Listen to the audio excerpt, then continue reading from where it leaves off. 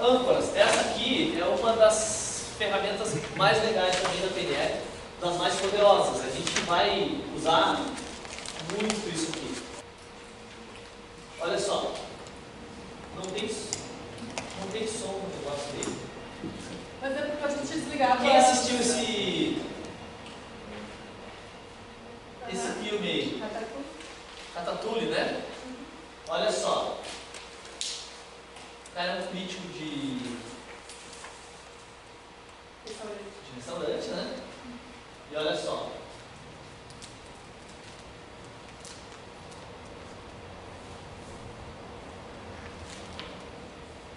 Ele voltou para a infância. Quando ele chegava em casa, todo tristinho, deprimido. Oh, que lindo. Vamos ver se...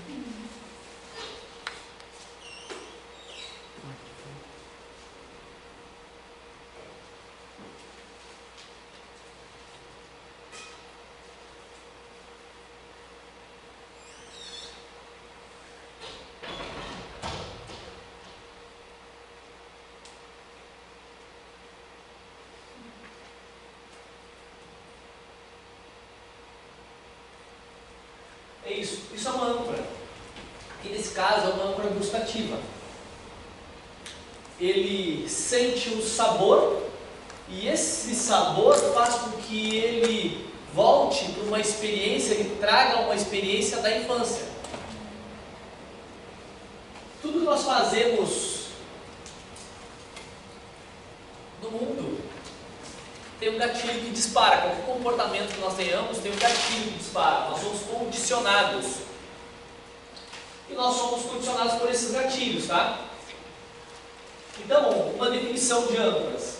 Na PNL, uma âncora é um determinado estímulo externo preciso, fornecido no pico do estado emocional para ligar poderosamente a um significado subjacente dentro da nossa neurologia. Pense em uma âncora como um botão que pode ser ligado por você mesmo ou por alguém a qualquer momento em que for desejada uma determinada resposta.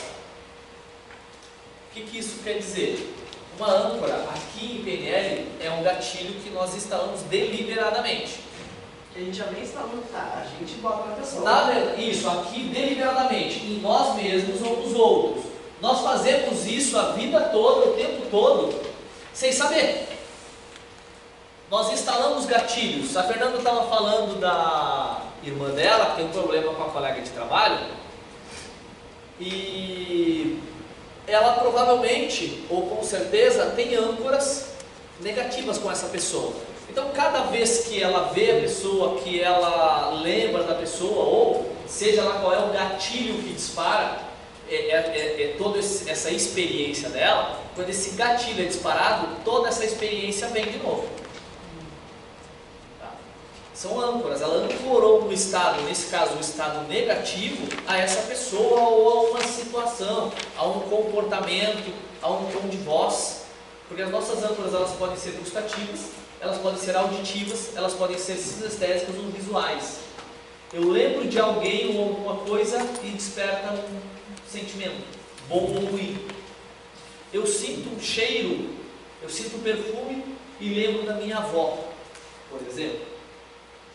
Eu vejo uma pessoa e me fico mal, me sinto mal, ou eu lembro de uma pessoa e me sinto mal. São âncoras. Tá? E nós vamos criando âncoras em nós mesmos e nos outros a vida toda, sem saber. Sem saber. Aqui nós vamos criar âncoras deliberadamente. Para quê? Para ter acesso a recursos poderosos, para que a gente possa utilizar quando e onde a gente quiser. Eu gosto de usar uma metáfora sobre âncoras que é o seguinte. Imagina que você anda pelo mundo aí com um teclado aqui na frente do peito, ele está preso no pescoço, está aqui na frente do peito. Esse teclado tem um monte de botões. Cada botão dispara um sentimento ou um comportamento em ti. Pode ser raiva, tristeza, angústia, dor, alegria, confiança, segurança, entusiasmo, amor, paixão, seja o que for. Só que tu não não sabe qual botão dispara o quê, e tu não tem acesso a esses botões. Só quem tem acesso a esses botões são as outras pessoas, as outras coisas, as outras situações. Então uma pessoa passa por ti, ela dispara um botão e tu tem um acesso de raiva, por exemplo. Uma outra pessoa ou uma outra situação aperta um botão e dispara uma sensação de paz, de harmonia, de felicidade. E por aí vai, mas tu não tem controle sobre isso. E tu não tem acesso a esses botões. A PNL te dá a possibilidade de virar esse teclado para que tu tenha acesso e para que tu possa programar os botões para disparar o sentimento e a sensação que tu quiser. Então, se uma pessoa dispara uma sensação de raiva, eu posso agora instalar uma sensação de compaixão, por exemplo. Uma situação dispara uma sensação de medo, eu posso agora fazer com que essa mesma situação dispare uma sensação de coragem, confiança, bom humor. É isso que a gente faz com a PNL. Como que eu faço isso?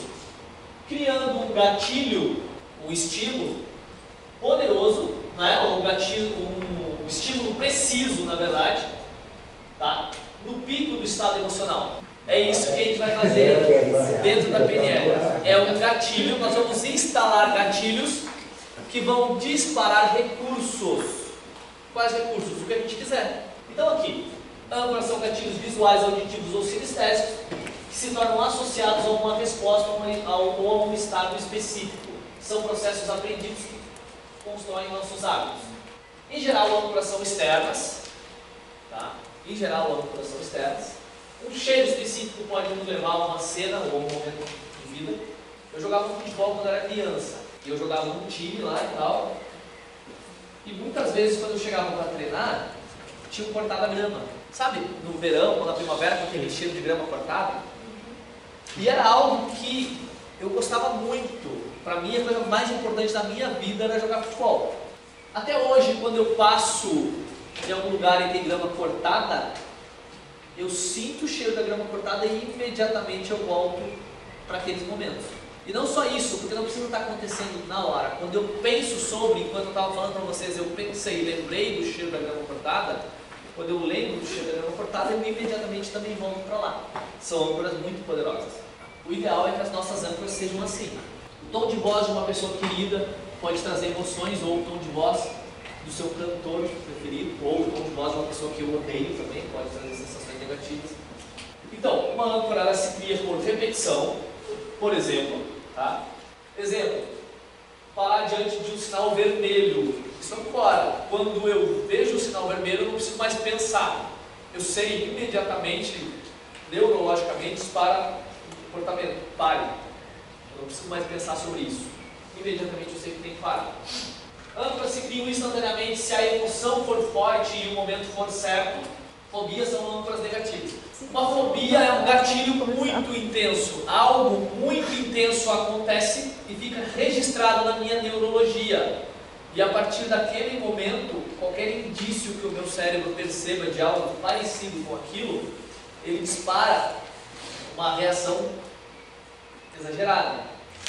Nós fazemos âncoras de forma espontânea o tempo todo, mas a PNL nos ensina a usar o processo de forma mais consciente, o que nos permite fazer âncoras. Eu posso criar âncoras em mim ou em outra pessoa. Às vezes a gente ancora sensações negativas em outra pessoa sem saber. A pessoa chega chorando, desesperada, ela está terrível, terminou com o marido, pegou o marido na cama com a melhor amiga. E chega no trabalho desesperado, descabelado, com aquela cara desse tamanho, assim, chorando. E tu chega, vem cá, amigo, que isso, o que aconteceu? E abraça ela. A chance de tu ancorar uma sensação negativa ali é muito grande. Porque ela está num estado muito intenso negativo. E eu vou lá e toco ela, sinestesia. Aí depois vai embora e tal, todo outro dia ela chega e eu abraço. Cara, isso aqui. Abraço. E ela sente mal, ela nem sabe por que ela está se sentindo mal.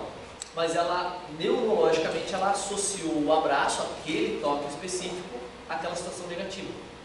Então, por isso a gente sugere o quê? Quando uma pessoa chega e está experienciando algo ruim, não abraça, não toca na pessoa. Tira ela daquele estado, coloca ela no estado de recursos e depois ela toca. porque a chance de procurar algo negativo é muito grande. O que acontece é o seguinte, o ideal é que a pessoa está num estado negativo, antes de, isso é sugestão, né? Antes de eu tocar nela, eu converse com ela e tire ela desse estado. Né? Isso eu já faria, isso já seria bom se eu fizesse de qualquer forma, mesmo que eu não quisesse ancorar a pessoa, tirar ela daquele estado negativo. Lembra, os nossos pensamentos eles se alimentam de atenção. Eu estou dando atenção para um sentimento negativo, pensamentos negativos, eu vou continuar imerso naquilo. Eu tiro ela dali. Vem cá, amiga, lembra daquele dia assim e tal, outra coisa, não sei, uma experiência que foi boa, que foi positiva, e ela automaticamente ela vai ser obrigada a pensar sobre aquilo que eu estou falando. Eu desvio a atenção dela. Eu converso com ela sobre outra coisa. Eu tirei ela daquele estado, isso óbvio se é possível, né? Tirei ela daquele estado, aí sim, a ideia, inclusive agora que eu vou aprender, eu posso ancorar esse estado. Depois a gente vai aprender a fazer isso deliberadamente, justamente para ancorar e tirar ela daquele estado negativo. Porque aí, a pessoa veio chorando e tal, eu tirei ela daquele estado, coloquei ela num estado positivo, toquei no ombro, por exemplo. Ou se é minha amiga e né, eu sou mulher ou tal, vou segurar na mão dela, por exemplo, se eu tenho intimidade, tocar no ombro, sei lá, eu vou ancorar esse sentimento positivo. Aí depois que eu fiz isso, eu pergunto para ela, me conta o que estava acontecendo, por que tu chegou tão triste? Aí eu, óbvio, que quando ela for contar, ela vai voltar para aquele estado negativo. Eu cheguei em casa, eu cheguei mais cedo, meu marido estava lá e tal, não sei o quê. Eu digo, nossa, sério que isso aconteceu? E disparo a âncora. A tendência é que ela saia desse estado negativo, se eu ancorei de forma correta. É uma possibilidade de uso. Tu ia falar? Eu ia, porque agora você falou de velório, eu lembrei que eu acho que eu me ancorava uma coisa quando eu era criança, no velório da minha avó.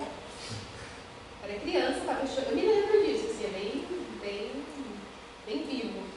Eu estava chorando muito e daí o meu tio falou, não, vamos ali, a gente compra um bolinho de carne para você.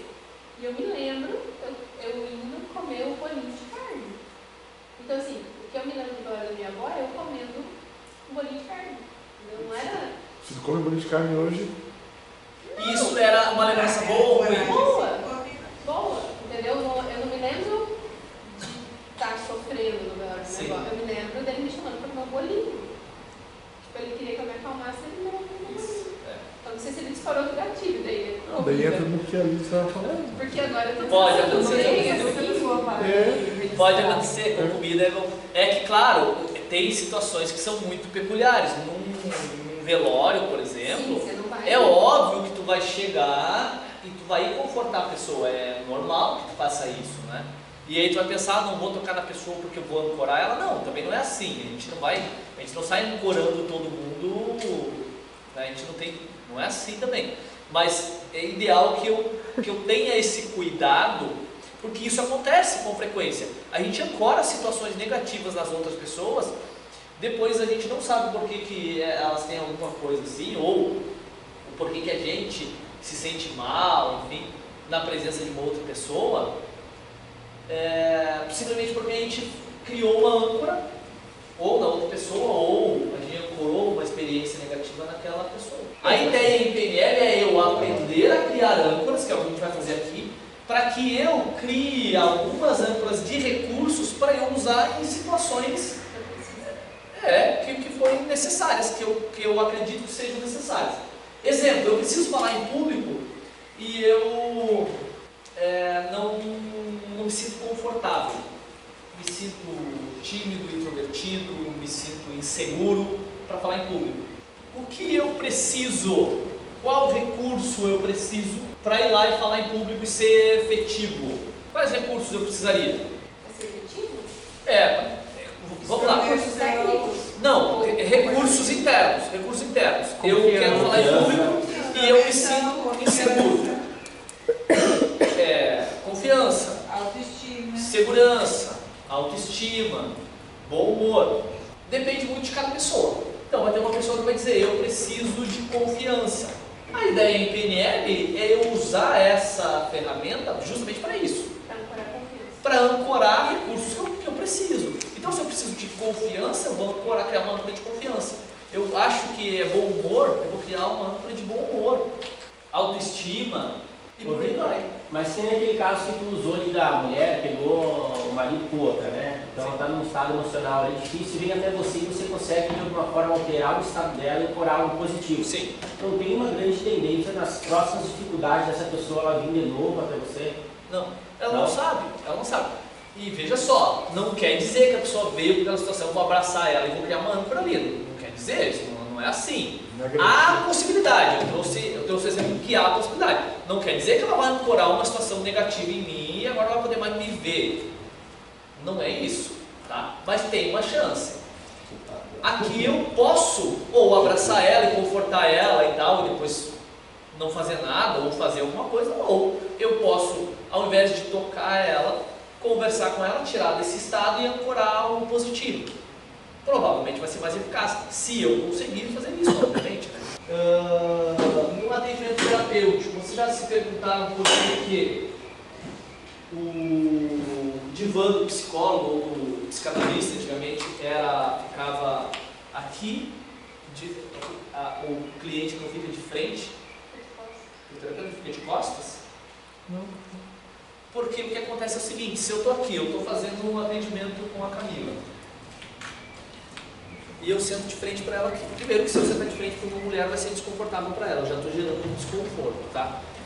Em geral. Só que se eu estou aqui com ela e ela está despejando todas aquelas coisas negativas que ela tem na vida dela, então ela está me contando. Porque isso e aquilo é horrível, porque não sei o que e tal, ela está jogando tudo isso para cima de mim aqui, ó. Tem uma possibilidade de ela ancorar esses sentimentos na minha pessoa. Visualmente, porque eu estou falando com ela aqui e enquanto ela experiencia isso dentro da mente dela, ela está me vendo. Então tem uma chance. O que a gente faz? Se eu vou conversar com uma pessoa sobre uma situação assim, eu fico numa posição mais de lado aqui. A pessoa está conversando comigo, em geral no atendimento terapêutico, as poltronas do terapeuta ficam assim, né? Ficam num ângulo de 45 graus. Porque a pessoa está conversando e ela está jogando isso para lá. Ela está aqui, então eu estou conversando com ela, eu estou jogando isso aqui para lá. Ó.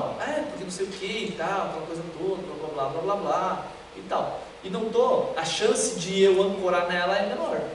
Se eu estou no divã, eu estou deitado aqui, eu estou aqui, olhando lá para cima. A chance de eu ancorar essa situação negativa é menor. Como que eu vou criar uma âncora? O primeiro passo para eu criar uma âncora é eu definir. Aqui tem 4 pontos importantes, tá? Primeiro, a intensidade do sentimento do estado no momento da ancoragem. Para que uma âncora seja efetiva, eu tenho que acessar esse recurso de uma forma muito intensa. Quanto mais intensa for a experiência, mais efetiva vai ser a minha âncora. Tá? Segundo ponto, a pureza. O caráter singular do estado a ser ancorado. Eu tenho que estar muito claro isso. Eu tenho que saber qual é esse estado. Eu quero coragem. Então eu tenho que saber como é sentir coragem. Isso tem que estar muito claro para mim. Depois é o gatilho, a singularidade do gatilho. Quanto mais incomum a âncora, menor a possibilidade de ser acionada por acidente. O que é isso, singularidade? Vamos supor que eu vou fazer um gatilho sinestésico, que são os mais comuns. Vamos supor que o meu gatilho vai ser tocar no cotovelo. Tocar no cotovelo esquerdo com a mão direita. Isso é incomum, a menos que toda hora eu esteja pegando no meu cotovelo. Aí não vai ser legal porque eu vou estar disparando toda hora esse gatilho. E aí essa associação neurológica não vai fazer sentido. Eu não vou mostrar para o meu cérebro, opa, isso aqui dispara esse sentimento. Tocar no ombro, tocar na orelha. Tem que ser singular. Não pode ser muito o efeito de malabarismo. Eu vou tocar na parte de trás do joelho esquerdo com a mão direita enquanto eu pulo num pé só. Não vai funcionar, porque eu não vou conseguir repetir esse processo de uma forma natural. E nem em qualquer momento. Agora, por exemplo, eu preciso entrar numa reunião com um grupo de pessoas e eu preciso estar num estado de confiança. Então eu criei uma âncora, quando eu chego lá eu toco aqui no cotovelo, por exemplo, vamos supor que esse foi o gatilho. Disparo a minha âncora e entro. Esse é o gatilho legal. Tocar o dedo aqui, isso aqui é uma coisa que ninguém vai perceber quando eu disparar a minha âncora. Então, é um gatilho bem singular, eu sei que é especificamente nesse dedo com essa intensidade. E o momento? O momento também é importante. Eu preciso criar um gatilho, eu preciso criar a âncora quando esse estado ele está subindo antes de chegar no pico da emoção. Como assim? Agora a gente vai explicar como que faz a âncora. Primeiro, eu preciso saber qual recurso eu vou ancorar. Coragem, por exemplo. Eu vou ancorar coragem. Então, a pureza do caráter eu sei aqui, né? O caráter singular do estado, eu sei. Coragem. Por que eu sei? Porque eu vou me lembrar de um momento onde eu fui corajoso. Como é ser corajoso? O que eu vejo, ouço e sinto, principalmente. Onde eu sinto coragem? Como é sentir coragem? Qual é a minha postura, fisiologia? Eu volto para esse momento e eu experiencio isso de novo. A intensidade aqui tem que ser muito intenso. Quanto mais intenso o sentimento, mais efetivo vai ser. A singularidade é o gatilho, então eu já tenho que saber qual é o gatilho, eu tenho que ter definido isso antes. Então vamos supor que vai ser segurar o dedo indicador na mão esquerda. Eu me coloco, ou eu penso sobre esse recurso. Eu penso em um momento em que eu tive muita coragem e eu experiencio de novo aquele momento. Eu experiencio, eu revivo isso e eu intensifico de verdade. Quanto mais intenso, melhor. Quando eu sinto que eu estou vivendo aquilo de verdade, a minha fisiologia está me mostrando isso, que eu estou vivenciando aquilo de verdade, eu crio uma âncora, eu crio um gatilho. Então no meu caso aqui seria com o dedo aqui, né? Em geral, uma média de 3 segundos. Solto. E imediatamente eu quebro o estado. O que eu faço agora? Eu preciso testar? Toque, né? Testa o pé, testa sai. Eu operei. Eu apliquei uma técnica. Agora eu vou testar. O que eu faço? Estou ali, disparo minha âncora. Agora eu disparei minha âncora, a ideia é que quando eu disparo minha âncora, eu ter acesso a esse recurso. Acessei esse recurso, eu vou lá e vou fazer.